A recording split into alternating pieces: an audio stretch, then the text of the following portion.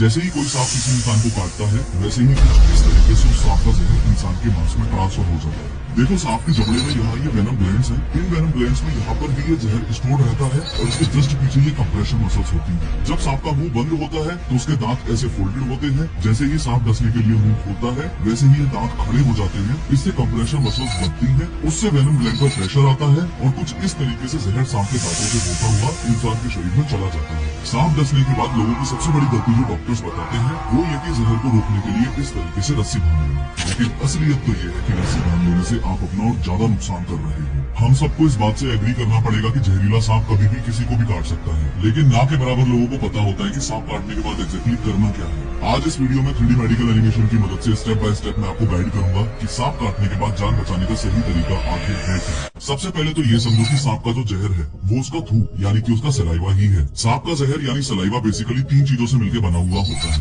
Water जो कि 90% होता है, प्लस कुछ प्रोटीन होता है, प्लस थोड़ा सा एक्चुअल टॉक्सिन यानी जहर होता है। लेकिन हैरान करने वाली बात यह है कि अगर एक बूंद भी इस सांप के जहर की खून में डाली जाए तो ब्लड इतना ज्यादा गाढ़ा हो जाता है कि कुछ इस तरीके से जम जाता है। इंडिया में कोबरा सबसे ज्यादा कॉमन है, इसलिए उन्हीं का एग्जाम्पल ले लेते हैं। ये एक किंग कोबरा है और ये जब इंसान को डसता है तो ये आपके फ्लैश में यानी कि ये आपके मांस में अपना जहर छोड़ देता है। अब लोग ये सोच के रस्सी बांध देते हैं कि रस्सी बांधेंगे तो खून रुक जाएगा और खून रुक जाएगा तो जहर भी रुक जाएगा, लेकिन असलियत तो ये है कि इनिशियल लेवल पर सांप का जहर आपकी ब्लड वेसल्स में यानी आपके खून में ट्रेवल करता ही नहीं है, वो आपके लिम्फेटिक सिस्टम में ट्रेवल करता है। इमेजिन करो ये जो सिटी है ये आपकी बॉडी है और ये जो हाईवे जा रहा है ये आपकी ब्लड वेसल्स है, यानी इनमें ही खून बहता है। अब हाईवे के बगल में ये जो आपको सर्विस लेन्स दिख रही है यही आपका लिम्फेटिक सिस्टम है। लिम्फेटिक सिस्टम में भी व्हाइट ब्लड सेल्स ट्रेवल करते हैं और इसका मेन काम होता है आपकी सिटी को यानी कि आपकी बॉडी को क्लीन करना। चौंकाने वाली बात यह है कि इनिशियली सांप का जहर भी इन सर्विस लेन्स में ही यानी इस लिम्फेटिक सिस्टम में ही ट्रेवल करता है, आपके हाईवे पे नहीं यानी आपके ब्लड वेसल्स में नहीं। इसलिए सांप काटने के बाद जैसे ही आपने रस्सी बांधी वैसे ही आपने सिर्फ हाईवे पर बैरिकेड लगाया है। सर्विस लेन्स अभी भी खुली पड़ी है और जहर उनके थ्रू आपकी बॉडी में ट्रेवल ऑलरेडी कर चुका है। इसलिए रस्सी बांधने से आपका नुकसान कुछ ऐसे होगा कि हाथ के उतरे हिस्से में पहले तो ऐसा एडिमा डेवलप हो जाएगा, फिर ऐसे ब्लिस्टर्स पड़ जाएंगे और हाथ नीला पड़ जाएगा और सबसे लास्ट में कंपार्टमेंट सिंड्रोम की नौबत आ जाएगी, यानी मसल्स पर इतना प्रेशर डेवलप हो जाएगा कि वो वहाँ से फट जाएंगे। 100 बात की एक बात यह है कि सांप काटने के बाद अगर आपने रस्सी बांधी तो जहर तो शरीर में वैसे ही फैला, ऊपर से हाथ काटना पड़ेगा वो अलग। साथ ही मॉडर्न मेडिकल साइंस का मानना है कि सांप के काटते ही सांप से दूर होने के बाद सबसे पहली कोशिश आपकी ये होनी चाहिए कि परेशान नहीं होना है, शांत रहना है। मैं समझ सकता हूँ कि उस समय शांत रहना असंभव है, इसलिए आपको बता रहा हूँ कि दुनिया में सिर्फ 30% सांप ही जहरीले होते हैं, 70% तो नॉर्मल सांप ही है और जो 30% जहरीले हैं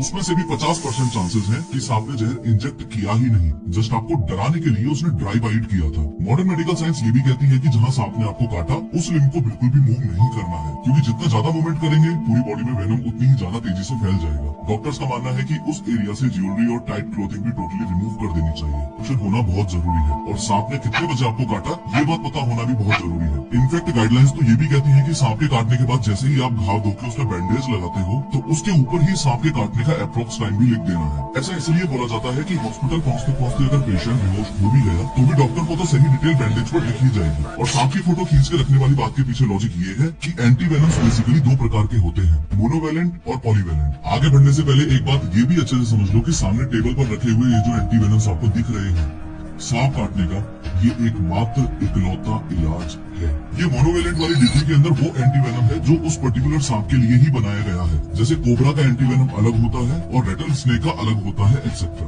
लेकिन पॉलीवेलेंट वाली डिब्बी के अंदर एक कॉमन एंटीवेनम होता है जो काफी स्नेक बाइट्स पर असर करता है और कुछ पर असर नहीं भी करता है। अब पेशेंट तो हॉस्पिटल पहुंचते पहुंचते बेहोश हो सकता है, लेकिन अगर आपके पास फोटो हुआ तो आपको सही एंटीवेनम दिया जा सकता है। सोचो अगर आपने